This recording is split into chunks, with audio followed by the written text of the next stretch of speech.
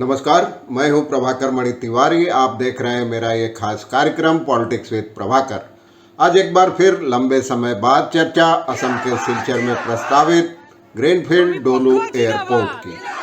पिछले साल आप जानते हैं काफ़ी हंगामा हुआ था इस मुद्दे पे और जबरन जमीन का अधिग्रहण कर लिया गया था और उसके बाद फिर कहा गया था कि कम से कम 70 हेक्टेयर जमीन की और ज़रूरत है। मजदूरों ने लंबे समय तक आंदोलन किया था, लेकिन उसके बाद प्राकृतिक विपदा आ गई और उनको धमकियां दी जाने लगी। पुलिस थाने बुलाकर बैठाकर पूछताछ की जाने लगी। नेताओं को असम मजदूरी श्रमिक यूनियन के बैनर तले आंदोलन चल रहा था। तो उसके बाद आप जानते हैं लोगों की स्मृति काफ़ी लंबे समय तक नहीं रहती, खासकर खबरों के मामले में। तो कईयों को लगा होगा, दिमाग से निकल गई होगी बात और लगा होगा कि शायद इस एयरपोर्ट का काम पूरी तरह शुरू हो गया है। लेकिन आपको यह जानकर हैरत होगी कि इस एयरपोर्ट का कोई भी काम शुरू नहीं हुआ है। यही नहीं, जो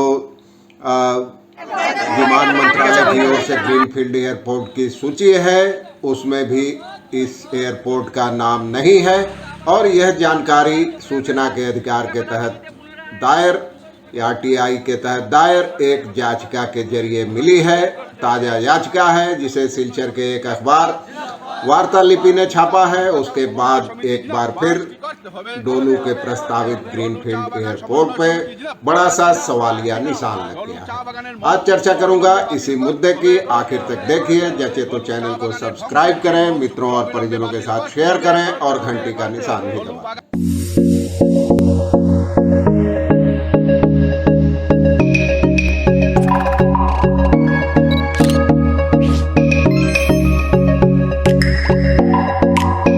एक बार फिर स्वागत है आपका मेरे चैनल पर।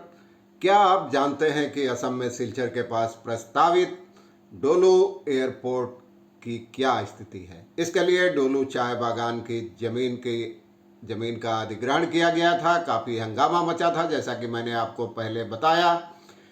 तो आपको यह जानने की उत्सुकता होगी कि यह काम कहाँ तक पहुँचा है, लेकिन शायद यह हैरत होगी जानकर कि इस पर एक कदम भी काम आगे नहीं बढ़ा है।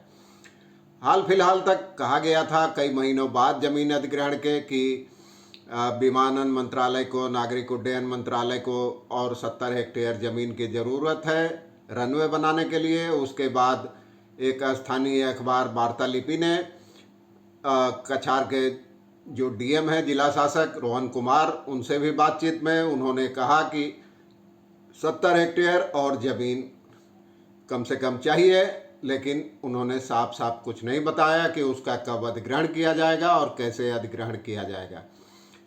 लेकिन जो नागरिक उड्डयन मंत्रालय है उसका कहना कुछ और है। 17 फरवरी को, यानी इसी महीने, पिछले सप्ताह सिलचर के एक व्यक्ति ने सूचना के अधिकार के तहत जो जानकारी चाहिए थी, उसके जवाब में मंत्रालय के मुख्य जनसंपर्क अधिकारी अमित कुमार झा ने जो पत्र भेजा है उसमें कहीं भी डोलू चाय बागान का कोई जिक्र ही नहीं है।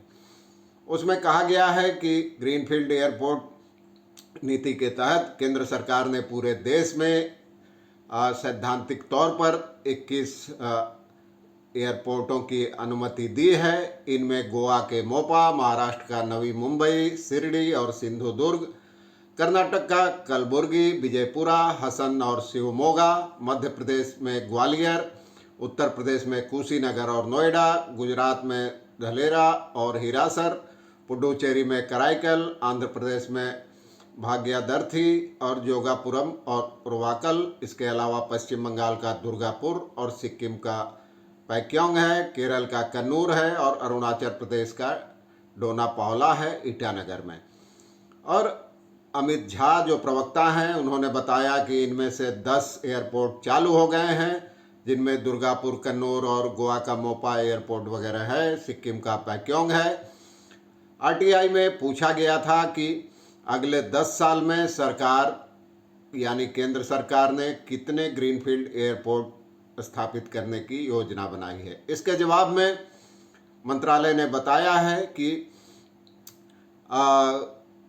और 3 एयरपोर्टों के लिए प्राथमिक अनुमोदन और या साइट क्लियरेंस दिया गया है। इसमें राजस्थान का अलवर, मध्य प्रदेश का सिंगरौली और हिमाचल प्रदेश का मंडी शामिल है। उनके मुताबिक साइट क्लियरेंस जिनमें दे दिया गया है और 3 एयरपोर्ट के लिए उनको या तो मंत्रालय ने रद्द कर दिया है वहाँ अपनी योजना, और उन तीनों का नाम है लुधियाना, झारखंड के जमशेदपुर और तेलंगाना में एक जगह है। इसके अलावा पुणे में एक था। तो उसमें साफ है इस बयान में कि एयरपोर्ट के निर्माण में आर्थिक और तमाम डेवलपमेंट का जिम्मा राज्य सरकार के हाथ में हो सकता है। लेकिन दिलचस्प बात यह है कि उनके जवाब में डोलू एयरपोर्ट का कहीं कोई नाम नहीं है। दूसरी ओर राज्य सरकार यानी असम सरकार ने पहले ही बताया था कि एयरपोर्ट अथॉरिटी ने जमीन का सर्वेक्षण कर लिया है, अधिग्रहण हो गया है। अब नागरिक उड्डयन मंत्रालय के पास फाइनल प्रपोजल भेजा गया है। यही असमंजस की वजह है। इसी पर तमाम समझ में नहीं आ रहा है लोगों को कि आखिर डोलू का भविष्य क्या है। जमीन पर भी असमंजस है, अतिरिक्त जमीन चाहिए, जिला शासक ने माना है, लेकिन उनका कहना था कि बहुत ज़्यादा ज़मीन नहीं चाहिए और इसके लिए डोलू के कहीं चाय के पौधों को उजाड़ना नहीं होगा, उखाड़ना नहीं होगा। लेकिन डोलू चाय बागान के मजदूरों का कहना है कि लगभग 70 हेक्टेयर ज़मीन के अधिग्रहण की बात है और सरकारी तौर पर इसकी पहल की गई है, लेकिन मजदूरों की नाराज़गी को ध्यान में रखते हुए अभी इस मामले में कोई कदम नहीं उठाया जा रहा है। आपको याद होगा बागान में असंतोष बढ़ने के बाद पहले के मैनेजर ने भी बागान छोड़ दिया है और अब असिस्टेंट मैनेजर ने भी नौकरी छोड़ दी है। पिछले साल मई महीने में लगभग 100 से ज़्यादा बुलडोजर चलाकर लाखों चाय के पौधों को उजाड़ दिया गया था, आप जानते हैं, और लगभग 2500 बीघे ज़मीन का अधिग्रहण किया गया था। तब मजदूरों का सवाल था कि आखिर डोलू में ही क्यों? चाय बागान के लिए अतिरिक्त ज़मीन तो आसपास जो बंजर और खाली ज़मीनें हैं वहाँ भी ये हो सकता था, लेकिन तब ऐसा कुछ नहीं हुआ और इसकी कोई बात ही नहीं की गई। अब मंत्रालय की जो सूची है उसमें नाम नहीं है, इस पे काफ़ी असमंजस है। और पिछली बार पहले तो काफ़ी शुरुआत जब हुई थी तो मज़दूरों ने विरोध जताया था, लेकिन उसके बाद अचानक धारा 144 लागू कर सैकड़ों बुलडोजर लगाकर ज़मीन का अधिग्रहण कर लिया गया और तब से असंतोष चल ही रहा था। एक सूत्र का कहना है कि कछार चाय श्रमिक यूनियन ने पूरी हालत की समीक्षा कर एक समाधान का रास्ता निकाला था और उनका कहना था कि जो पैसे इसके बदले में दिए जाएंगे उसके बदले दूसरी ज़मीन खरीदी जा सकती है। और आपको बता दूं कि डोलू चाय बागान के अधिग्रहण के लिए बीते साल 7 मार्च को चाय बागान प्रबंधन, सरकार और यूनियनों के बीच तितरफा समझौता हुआ था एक। उसमें चाय बागान के मालिक ने कहा था कि 325 हेक्टेयर ज़मीन यानी 2500 बीघे करीब ज़मीन सरकार को देने के बाद भी उनके हाथ में 100 हेक्टेयर खाली ज़मीन रहेगी और समझौते में शर्त थी कि उस ज़मीन को अगले 5 सालों में चरणबद्ध तरीके से विकसित करके वहाँ चाय के पौधे लगाने होंगे। लेकिन अब ऐसा कुछ नहीं है। मजदूर भी असमंजस में है, यूनियन के नेता भी असमंजस में है और आज की तारीख में कोई ये बताने की स्थिति में नहीं है कि आखिर डोलू में ज़मीन तो ले ली गई, मजदूरों को उजाड़ दिया गया, लेकिन वहाँ एयरपोर्ट कब बनेगा।